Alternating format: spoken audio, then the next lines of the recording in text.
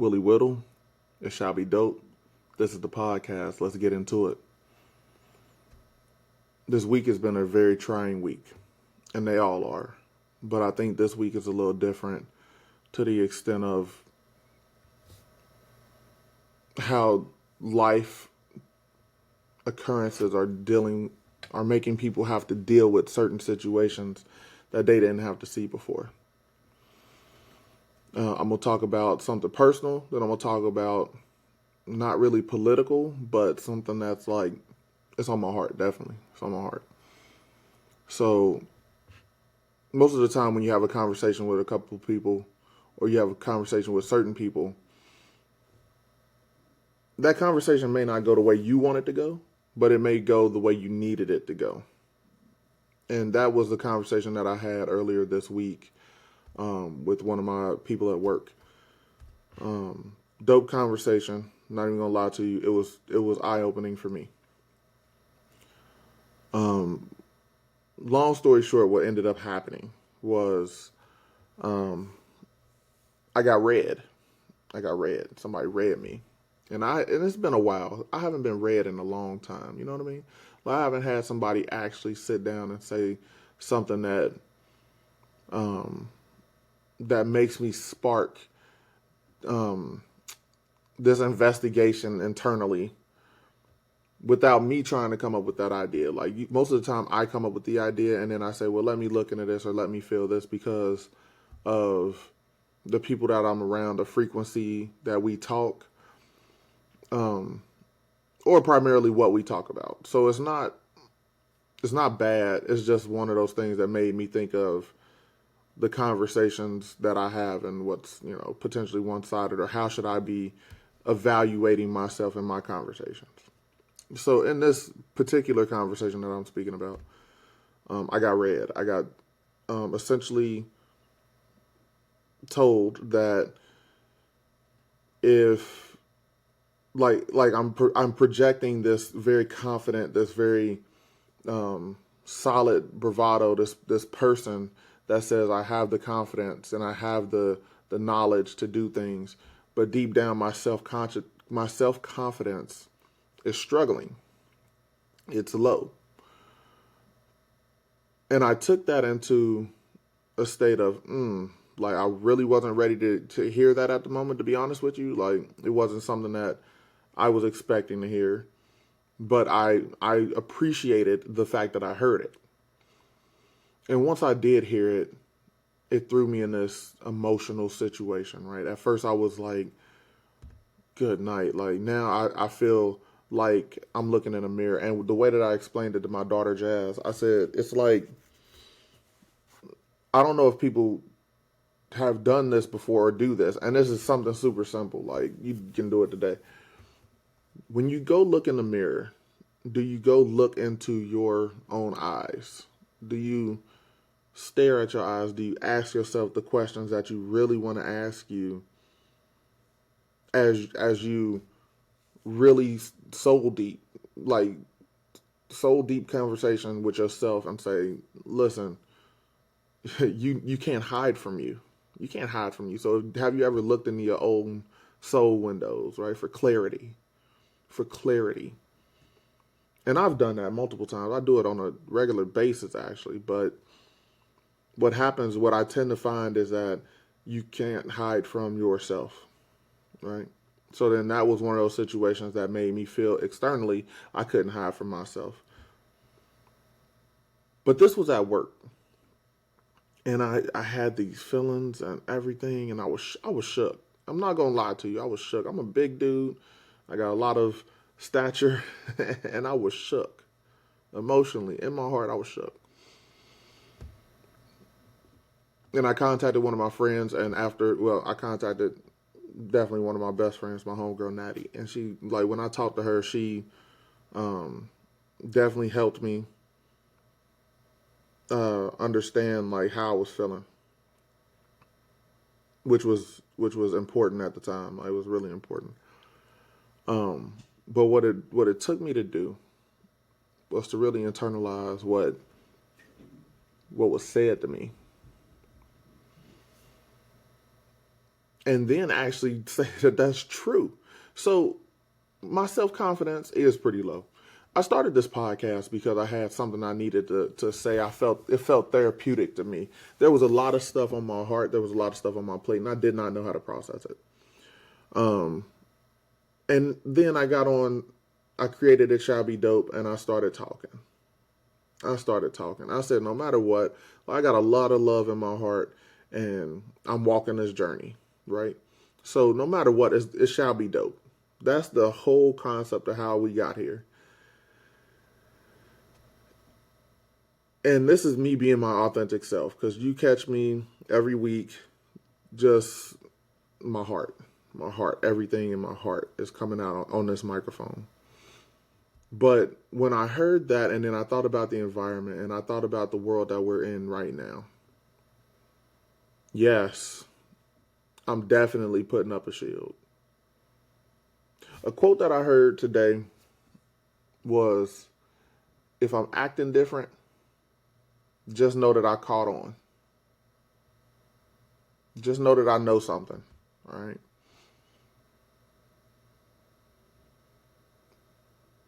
We definitely have to be in a place of protection.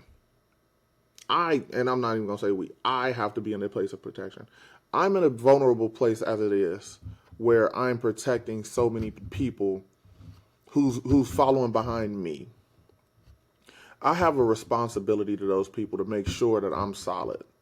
And sometimes I'm not. Emotionally, I could be a wreck sometimes. I could be erratic. My attitude could be all messed up and real iffy sometimes. Prodigy, keep it thorough. I talked about it a couple podcasts ago. But what happens is, when I'm in a place where I can't showcase those feelings, I can't showcase those emotions, it's seen, and that's okay. That's fine. You know what? That's perfectly fine. My self-confidence was struggling. My self-confidence was low. My self-confidence is building. Once again, I've done a lot of triumphant things over the last year. And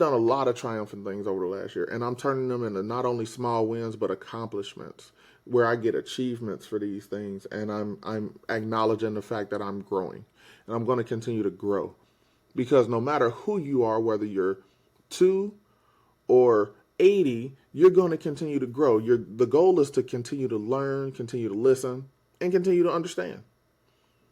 Then you take what you got, then you execute. But understand this, like, everything that I get now is literally allowing me to act accordingly in the situations that I'm in. So when I'm at work, I can't bring my genuine self to work every day. I can't. And I'm not saying that I'm hiding myself, because I'm still me. It's just my work version of me. I'm not going into work and I'm not being like, I'm not code switching. I'm not trying to appease anybody, and I'm not changing up the way that I talk or the things that I know. By no means. Not that. I'm still me. But let me ask you this. Can I go to work and openly talk about like Doechii winning Grammys?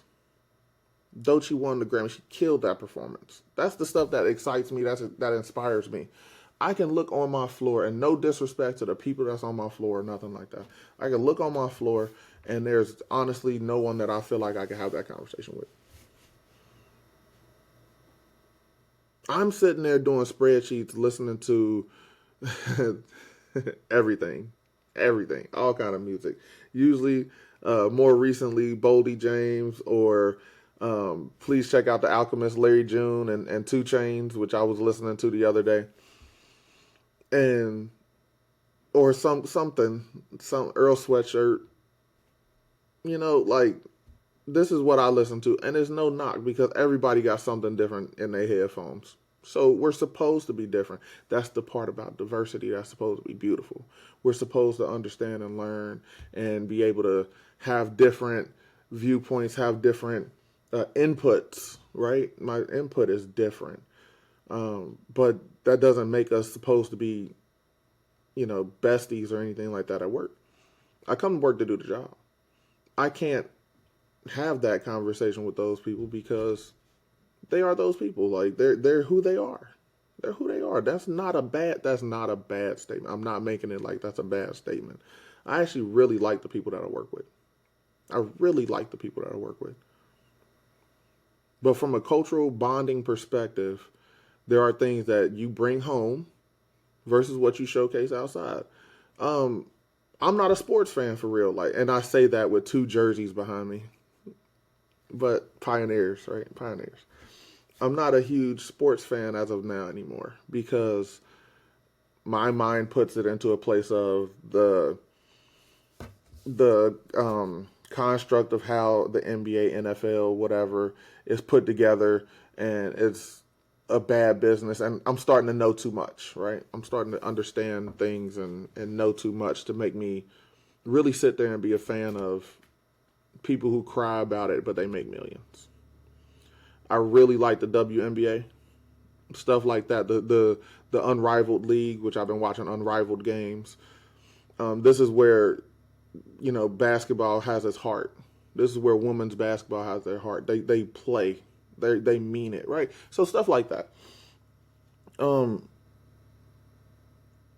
but at the core of what happens is I'm not doing a bad job. I'm coming in. I'm doing the job. You want me to be 100% myself? I'm not. I'm not. And then at first it was like, you know what? I have to have a breakthrough. I don't. I just need to really understand what he said and go with that. Like, because the statement was, that confidence would allow me to make the statement that I need to make. So let me not blow out of context what he really meant. What he meant was, if I was more confident, then I would be able to say, like, hold on, let me get you that number without trying to impress you and be right in front of you and say, hey, here's the number because you just asked me for it and I can get it to you right now. I get it. If I was more confident in who I am and I'm standing there firm, fine. Yeah, I don't like what you just said right there. Give me a second. Let me process that. Because that's a confident statement. I get it. I totally get that part, right? But then the road that it took me down was bigger than that. I'm from Cincinnati, Ohio. And we're celebrating Black History Month right now. No matter what, Black History Month is a big deal. And as a matter of fact, it's bigger than just Black History Month. To understand our history is key in this very moment. Once again, I'm not going to get too deep into it because of because I can go on and on for days. And once again, at first I started out not being a political person, but you just have to be aware of what the hell's going on.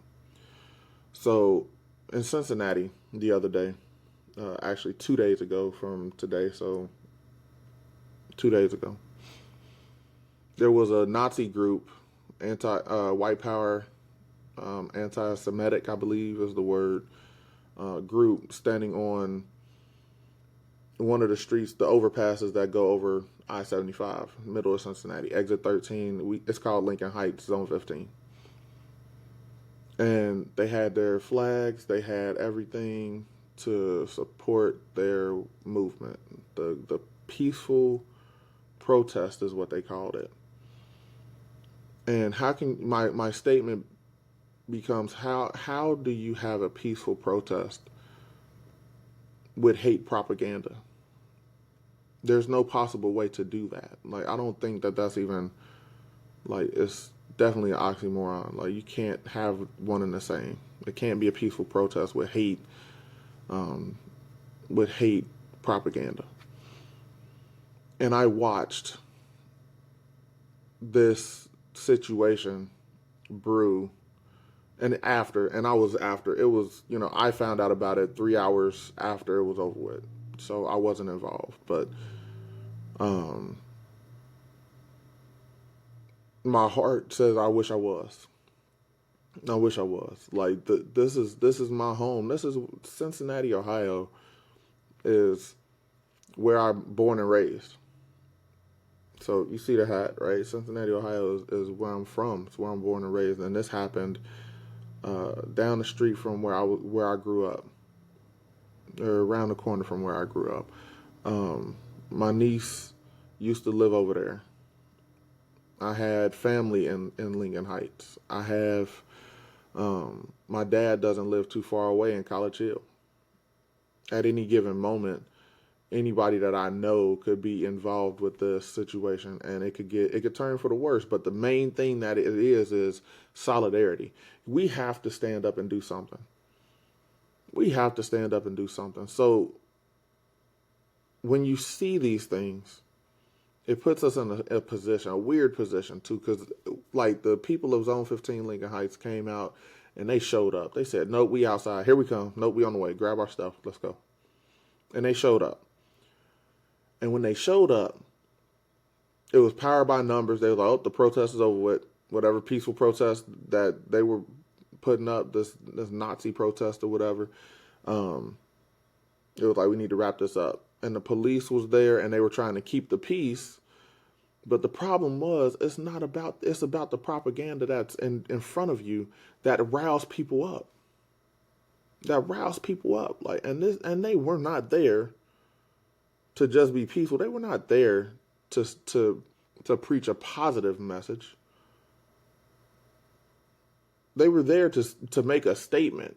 And this is the statement that's being rung around the world. Like, it's allowing people to showcase their true self in an open forum. So when I say this, the conversation that I had earlier this week said you put up a shield for your self-confidence to be hidden behind. Yep, I sure do. Because I know how to filter myself when I need to in the position where I'm at. If I don't filter myself in the position where I'm at, my world's going to go in shambles. I'm not saying it won't, but it will. It definitely will. It will. That's how I feel about it. That's where I have to be the person to stand on business and stand behind my decision and say, no, this is what I have to do for my team's growth, my team's survival.